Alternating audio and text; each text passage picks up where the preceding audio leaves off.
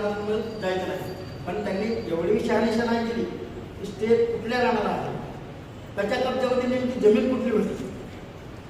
Spot पंचनामा जर केला तर त्यांच्या बी लक्षात येईल, सगळ्या गोष्टी लक्षात येईल. पण हे न करता डायरेक्ट आम्ही त्यांच्याकडे गेले की आम्हाला म्हणतो तुम्ही त्या रानात त्याच्या रानात त्याच्या कब्जामध्ये आहे, त्याच्या रानामध्ये जायचं नाही. बांधर फोडणार आहात, अतिक्रमण केस लावणार आहात, बंकट भडके त्याची मुलं सर्व इतर नातेवाईक आणि सगळे नातेवाईक ज्यावेळेस माझ्या रानामध्ये जबरदस्तीने ट्रॅक्टर बसवलं दिवाळीमध्ये.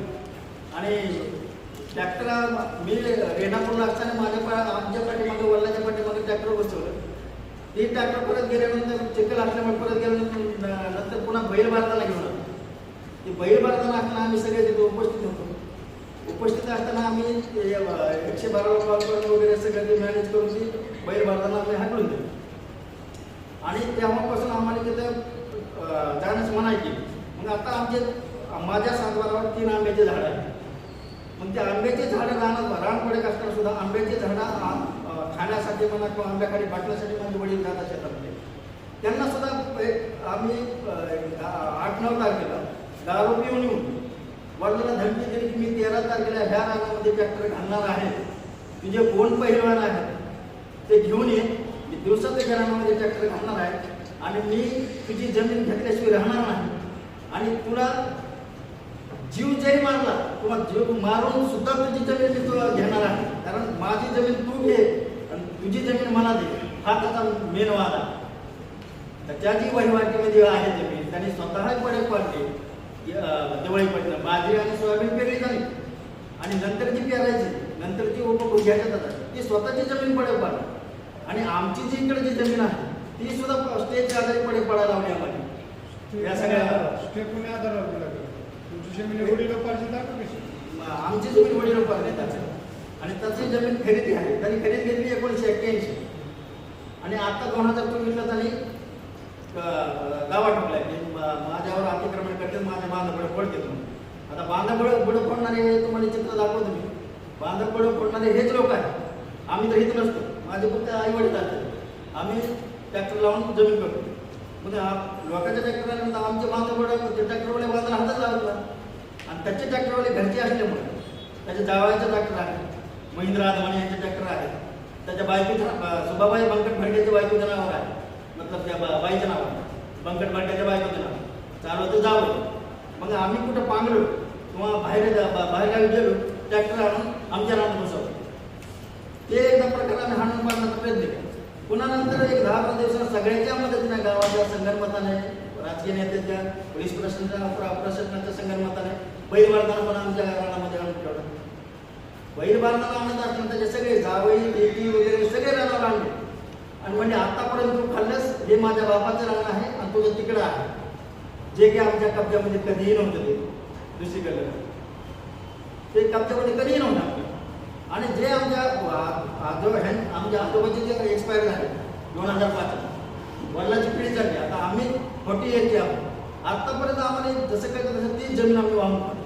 आणि आम्ही स्वतः 2008ला 2 आंब्याचे झाडं लावलेले आहेत 13 रानात. आणि ह्यांच्या आजोबाची समाधी सुद्धा त्याच रानामध्ये आहे इंडिकेट करण्यासाठी. पण एवढ्या सगळ्या गोष्टी असताना एवढं फक्त एक कोर्टाने काय केले, एक त्याची रजिस्ट्री आहे म्हणून तो वादी आहे म्हणून एक प्राथमिक दृष्ट्या त्याला मनायादेश पारित केलं. पण आता ज्यावेळेस आम्ही साक्षी पुरवण लागले त्यावेळेस त्याच्या साक्षा सगळ्या मतलब आपल्या फेवरमध्ये आल्या. त्याच्यामुळे ते आता लवकरात लवकर माझ्या रानावर कब्जा कसा बसत ह्या दृष्टीने विचार करून आम्हाला जीवे मारण्याचा धमका द्यायला लागला. त्याचा मुलगा एक गुंड प्रवृत्त आता भडके म्हणून काल परवा दिवशी एक छवा संघटनेच्या एका व्यक्तीनं अध्यक्षाने आमच्या गावातल्या एक प्रतिष्ठित व्यक्तीला फोनवर कॉन्टॅक्ट केला की तुम्ही धैर्याच्या बाजूला बोलायचं नाही, घरात काही सांगायचं नाही. आज गावाचा व्यक्ती त्याचं नाव मला माहीत नाही, पण त्याने कळलं मला छवा संघटनेचा फोन आला आणि असं बोलतोय, खरं बोलायचं नाही. आणि त्यांनी त्याला स्टे भेटलेला आहे. त्याच्या स्टे भेटलेल्या रानामध्ये हे लोक कशाला जातात आणि आंबे उतरून आणले. आंबे तर माझ्या सापडला 3 आंब्याने 1 बोर आहे. स्टे तुमच्या एकट्यासाठी आहे का दोघांसाठी? आम्हाला एकट्यासाठी दिला स्टे. प्रतिवादीने त्याच्या कब्जामध्ये जी जमीन आहे त्याला अडथळा आणायचा नाही. मग त्याच्या कब्जामध्ये कुठल्या आहे तरी बघावी शासनाने. प्रशासनाने सगळ्याच्या 18 एकरचा तुकडा आहे, त्याच्यामध्ये सगळ्याला 2-2 एकरच्या वाटण्याच्या उडाण वाटण्या आहेत, एकत्र बी आहेत. हा, एक इथं आम्ही इथं बसलो, दुसरा इथं बसला, तिसरा इथं बसला, आमच्या पुन्हा पलीकडे बसलो, असं सगळ्याच्या उडाण वाटण्या शेजारी कोणच नाही. आणि जर तसं बी वाटत असेल समजा पोलीस प्रशासनाला आम्ही चुकीचे आहोत, आमच्या विरोधात स्टे घेतलेला आहे, त्यांनी जागेवर यावर स्पॉट पंचनामा करावा. आजूबाजूला जी शेती आहे माझ्या 2 एकर, त्याची जी फेर झालेली आहे, त्या फेरमध्ये जी चतुर्सीमा टाकलेली आहे, त्या तरी मॅच करून बघा नेमकं कुठलं रान पंकड भांड्याच्या कब्जामध्ये आहे आतापर्यंत. ते बी नाही करत किंवा काहीच नाही करत, फक्त आम्हाला हेलिकेट करतात तिथं स्टे आला तुम्ही जायचं नाही, जोपर्यंत वरील आदेश येत नाही तोपर्यंत तुम्ही जायचं नाही. मग आम्ही त्या 2 एकरवरच आमचा उदरनिर्वाह आहे. आम्ही असं बाहेर पोटापाण्यासाठी बाहेर गेलेलो होतो, आम्हाला काही शासकीय नोकर नाही, कंपन्याने कामं करून खातात आम्ही. आणि हे आईवडील गावाकडे असताना आमचे सगळे बांधव कुठं ही तरी एका तुकड्यात झाले, दुसऱ्या तुकड्यामध्ये संदीपन भडके म्हणून आहे, 3 वर्ष झालं पाण्याचा जे फुटा असतो बाण फोडून 3 फुटाने माझ्या रानामध्ये झालं. मी गावातले पाटील आणला, सरपंच आणला, जे चेअरमन आणला, सगळ्यांना दाखवलं. मी 2 वेळेस आणलं, एक वेळेस पुन्हा एका पोलीस कर्मचाऱ्याला घेऊन गेलो, हे असं केले म्हणून. तर गावातून जे काय प्रतिष्ठित व्यक्ती आहे ते म्हणतात की ते आमचं ऐकतच नाही, आणि ते आमचं ऐकत नाही, आमच्या समोर येत नाही, आम्ही त्यांना काय बोलतो. असेच जर माझी जमीन आता ही ह्याच्यावर तर काय पडकच पाहिलं दिवाळीच्या नंतर सोयाबीनचं पीक घेतलं मी. सोयाबीनचं पीक घेतल्यानंतर जे आम्ही हरभरे पेरायला तिथं जाणार होतो, त्या टायमाला वडिला काटेन हाणलं तात्या बंकट भडके. पुन्हा डायरेक्ट माझ्या रानामध्ये येऊन त्याची बायको अनिता भडके, तात्या भडके, सुभाबाई भडके, अमोल भडके, अपंग व्यक्ती, ते माझ्या रानामध्ये येऊन डायरेक्ट गवत काढायला चालू केलं. मग आई शेतावर असताना आई म्हणजे माझ्या कसं काय गवत काढा. तर ह्या एकट्या बाईला त्या दोघांची गाणी लाता बंकट तर मारल्यात, पण दाता बंकट भडक्याला डायरेक्ट लिळा घातले हातावर. हे असंच हे ब्लाऊज हे सगळं माझ्या आईचं फाटलेलं असताना पोलीस स्टेशनला घेऊन गेलो, कंप्लेंट केली, FIR भरला. त्याच्या पुढं काय प्रोसेस झाली ते पोलीस प्रशासनाला माहिती. आणि खोट्या चतुर्सीमा टाकून माझी जमीन हडप करण्याचा प्रयत्न करायला. आईला तुमच्या ज्यावेळेस मारहाण झाली त्यावेळेस तुम्ही FIR मारला होता. हा, कोणत्या पोलीस स्टेशनला? प्रेरणापूर पोलीस स्टेशनला. ही बाब माहिती आहे? मला वाटतं धेडे साहेब. नाही, त्यांना ही बाब माहिती आहे? हा, त्यांना माहिती आहे. त्याच्यावरती काय त्यांनी गुन्हा दाखल केला किंवा काय कारवाई केली? FIR ची कॉपी आहे माझ्याकडे. नाही, त्यांनी कारवाई काय केली? केलं नाही, छोटे छोटे कलम लावले आणि आपलं दिलं. त्याच्यानंतर पुढे ते गुंड प्रवृत्तीचा व्यक्ती नेहमी सतत, आम्ही तर शेतामध्ये नसतो, ही मात्र आईवडील आहे, सतत बाळकाने काही हातार घेऊन फिरत असतो. कारण त्याच्या बापाचं एकच सेंटेन्स आहे की तुला मारून ती जमीन घेणार आहे. कारण माझी जमीन जरा सुपीक आहे आणि त्याची जमीन थोडी हलकी आहे. ते म्हणजे मारून तिची जमीन घेणार आणि ती तुला जमीन देणार. असं कशाबद्दल बाबा? त्याच्यावरच बसा म्हणतोय. तुमचे काही नातेवाईक कोण म्हणतात? ते नाटकलेच आहेत, आईचा सत्ता कोणता आहे ना, पण ते भडके आहेत. आम्ही आहोत धैर्य, आम्ही धैर्य आहोत. आणि ती काय म्हणतात 1981ला माझ्या भावाकडून जमीन घेतली. भाव म्हणजे पण बापूराव जानबा भडके आणि बंकट जानबा भडके. व्यवहार झाला त्या दोघा भावामध्ये. जमीन घेतली बापूची, 45 वर्ष जमीन वाहिली. आता 2024 पासून सडनली म्हणतो की ही जमीन माझी नाही आहे, ही तुमची जमीन आहे आणि ती तुम्ही जी वाहता ती माझी जमीन आहे. असा कुठलाही लेखी करार झालेला नाही किंवा आम्ही त्याला दिलं नाही किंवा त्याचं आम्ही घेतलं नाही किंवा वाटणीत कुठल्या पद्धतीचा चेंज झालेला नाही. जशा वाटणी आहेत तशाच वाटणी आहे. पुढे आता या प्रकरणी कोर्टाने त्याचे निकाल मंजूर आलेला आहे, त्याच्या सुनावण्या पूर्ण झाली. जुनं आता साक्षी लागला. आता ते उद्याच्या 9 तारखेला तो साक्षीदार उभा करणार आहे आणि त्याच्यानंतर पुन्हा मग आमचं क्रॉसिंग होईल. त्याची क्रॉसिंग संपलेली आहे आणि आता साक्षीदार उभा करेल 9 तारखेला. पण सगळ्यात जे काय गोष्टी त्याच्याकडे काय डॉक्युमेंट अपुरी असल्यामुळे किंवा चुकीची माहिती फीड केल्यामुळे त्याला अस्वस्थता निर्माण व्हायला लागली की रिझल्ट माझ्या बाजूला लागेल किंवा नाही लागेल. आणि आमची कुणाची जमीन आहे, आम्ही काय खरेदी केली नाही बघा. माझ्या आजोबाच्या नावावर कुळ बसलेला 1961ला. 1961ला कुळ बसलेला असताना जेव्हापासून आजोबाला वाटणी आलेली आहे तेव्हापासून आम्ही त्याच वाटणीचा उपभोग घेतो. प्रत्येकाच्या 3 वाटणी झालेल्या आहेत. 2 एकर 18 एकर जमीन प्रत्येकाला 6 एकर आहे. त्याच्यापैकी वाटाच्याकडचे 2 एकर आम्ही विकून टाकलेले आहे. ही विक्री कधी आजोबा असताना 2005ला 2005ला विकली हाताने. त्या टायमाला या शेतकऱ्यांनी ज्याने घेतली त्याने लगतचा शेतकरी म्हणून भलकडी गाणं बळके लावलेला आणि त्याच्याच खालून एक पूर्वेला त्याच्या बायकोचा रान आहे 2 एकर त्याने ती स्वतः साक्षीदार आहे त्या ठिकाणी. बायकोच्या नावावर ज्यावेळेस ट्रान्सफर केली जमीन सासऱ्याच्या नावावर लक्ष्मण धाडेच्या नावावरली जमीन बायकोच्या नावावर जेव्हा ट्रान्सफर केली 2000 सालामध्ये त्यावेळेस ती स्वतः साक्षीदार आहे. त्यावेळेस ती स्वतः म्हणते की पूर्वेला किसन धैर्य आहे म्हणजे नारायण किसन धैर्य आहे.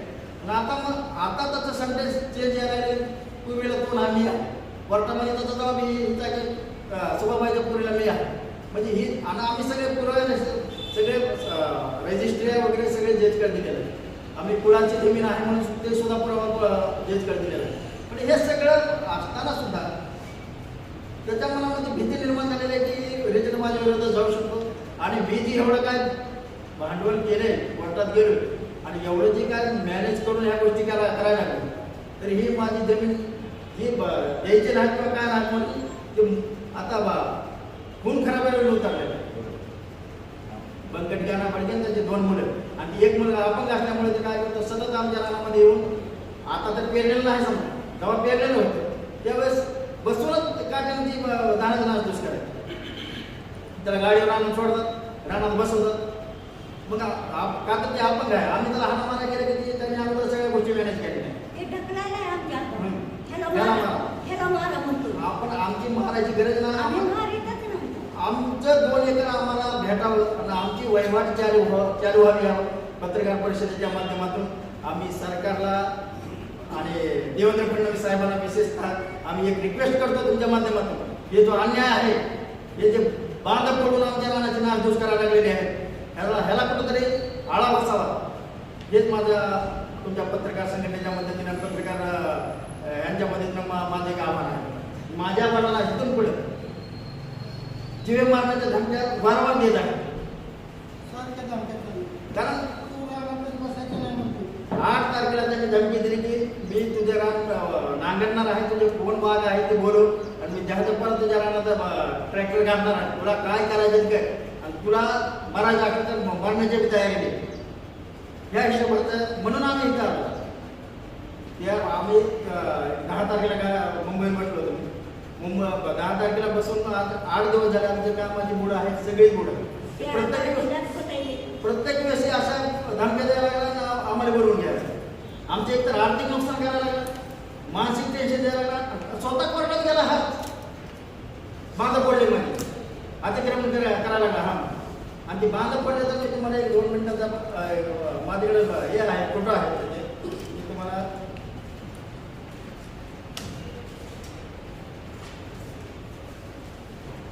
ही माझ्या आज्याच्या नावावर पूल बसलेला आहे. पुळाची प्रत माझ्याकडे आहे आणि ही बांधा पडले तर माझी जमीन पडक पडलेली असताना जे गृहदेशाची माझी जमीन आहे 2 एकर अशा पद्धतीने त्यांनी बांधा पडण्याचा प्रयत्न केला. हे जवळजवळ 5 फूट बांध त्यांनी माझ्या नावावर घातलेला आहे. आम्ही कुणाकडे न्याय मागायचा ह्या गोष्टीला पोलीस प्रशासनाकडे गेले की पोलीस प्रशासन म्हणते की तुम्हाला तुमचा स्टे आहे तिथे जायचं नाही म्हणजे आमचं स्टेच्या आधारे आमचं रान फळ करणार का अशा पद्धतीने ही बांधा पडायला लागला. ही माझी कुळाच्या जमिनीचा कागद आहे. कोर्टामध्ये प्रकरण सुरू आहे का? कोर्टामध्ये प्रकरण चालू आहे.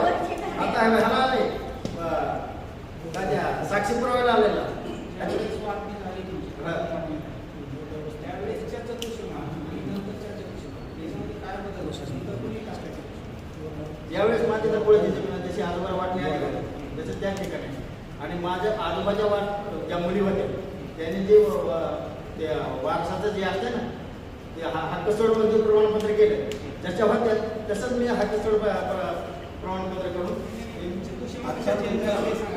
चतुर्शीमा असंच झाल्या. ज्यावेळी त्यांनी 1981ला जमीन घेतली जे बापूचे तुकडे घेतले समजा 2 एकर 97 जी जमीन आहे 2-2 एकरचे तुकडे होते 97ला एका ठिकाणी येत नाही 80 गुंठे त्यांनी एका ठिकाणी घेतले 97ला माझ्या खांद्या बांधल्या यांची गुंडे घेतले त्यावेळेस त्यांनी काय सांगितलं तिकडे पूर्वेला किसन दैरी आहे त्याच्या दक्षिणेला आणि इकडे पश्चिमेला किसन दैरी आहे म्हटलं आणि पूर्वेला स्वतः मी म्हणतो जे की तिथं आहे तिथे लक्ष्मण दैरी यायला पाहिजे आणि इकडे तुळजीराम दैरी म्हणतो आणि तिकडे जी खाड्या शेतकऱ्याचं नाव जे यायचं नगरच्या बांधाच्या त्याचं नाव टाकतात आणि एकदम खाड्या शेतकऱ्याचं नाव टाकलं मास्टरच्या तिथं आणलाय आमच्या शेतात वरी आणला खाल्ल्या कडीला होता की वरी आणला त्यावेळेस तुम्ही काय त्यांना बोलला नाही का पैसे घेतले नाही का तर ती रान त्याचं वेगळंच होतं माझ्या कब्जामध्ये माझं रान वेगळंच होतं त्याच्यामुळे त्याला ऑब्जेक्शन द्यायचं त्याच्या भावाभावाचा व्यवहार लागला माझं तर त्या व्यवहारामध्ये कुठला संबंध नव्हता तुम्ही म्हणलात ना का चतुष्मा बदल केला माझ्या चतुर्सीमा वेगळ्या आहेत माझी कधी बदलल्या आणि त्याच्यामध्ये 1981 ला त्यांनी चुकीच्या चतुर्सीमा टाकून माझ्याकडे त्या 97 वारामध्ये त्यांनी 6 एकरच्या चतुर्सीमा टाकून ते हे करून घेतले लगेचच करून टाकले त्यावेळेस आता वडील त्यावेळेस अडाणी होते 1981 ला माझा 83 ला जन्म आहे त्यावेळेस आम्हाला काय ह्या गोष्टी माहितीच झाल्या तेव्हा 2024 ला त्यांनी कोर्टामध्ये प्रकरण टाकले ऐकून घ्या. कोर्टामध्ये प्रकरणाची सुनावणी सुरू आहे. आता नेमकं तुमचं काय म्हणणं आहे तुम्ही थोडक्यात सांगा. माझं नेमकं म्हणणं एवढंच आहे की जे स्टे आहे तर त्या स्टेचा आधार घेऊन त्यांनी माझ्या रानाला कुठल्याही पद्धतीचा त्यांनी टच न करता बडे काय ना माझं रान बडे राहू द्या मग त्याला स्टे आहे तर त्याच्या कब्जामध्ये स्टेमध्ये काय आदेश काय म्हणतो त्याच्या कब्जामध्ये जी जमीन आहे त्याला प्रतिवादीने डिस्टर्ब करू नये मग त्याच्या कब्जामध्ये जे आहे ते प्रशासनाने बघावे न्यायालयाने बघावे आणि माझं जी 2 एकरच्या रानाची माझ्या वहिवाटीला माझं रान रिकामं करून द्यावे स्टेट किती दिवसाचा आहे लिमिट असतं त्याचं काय भांडण मिटिंग तात्पुरता स्टे आहे स्टेची कॉपी आहे त्याचे दिवस लिमिट वगैरे काय नाही पुढील आदेश येईपर्यंत किंवा भांडण नाही आत्ताचं निवेदन आहे का निवेदन आहे का निवेदन तयार केलं त्याच्यात आत्ताच्या तुमची मागणी काय आहे त्या यांच्याकडे दिलं चला या बैठ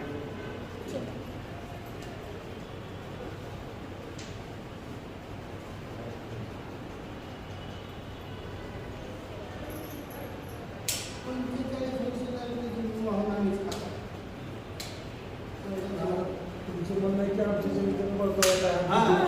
बरेच